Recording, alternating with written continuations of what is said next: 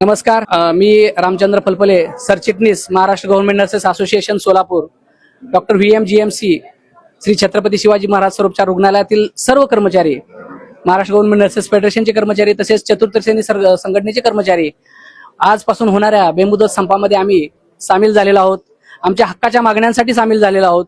महाराष्ट्र शासनाने युती सरकार आल्यापासून ज्या काय आमच्या राज्य सरकारी कर्मचाऱ्यांच्या मागण्या होत्या त्या मागण्यासाठी वारंवार आम्ही बैठका घेतल्या, परंतु शासनाने त्यावर कोणताही तोडगा काढला नाही. शासनाची आमची जुनी पेन्शन योजना होती ती हिसकावून घेतल्यानंतर सुरुवातीला DCPS, नंतर NPS, नंतर RNPS अशा विविध योजना आणलेल्या आहेत.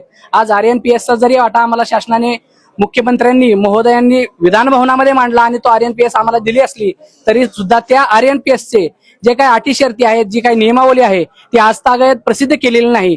ती अटी शर्ती नियमावली जाहीर करावी.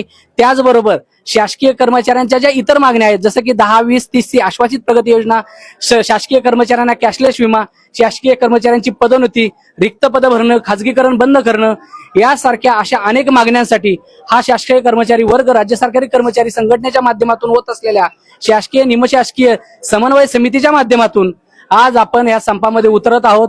आपल्या मागण्या ह्या हक्काच्या आहेत, न्याय आहेत आणि त्या मागण्या मिळवण्यासाठी आम्ही सर्व कर्मचारी एकजुटीने संपात सामील झालेलो आहोत.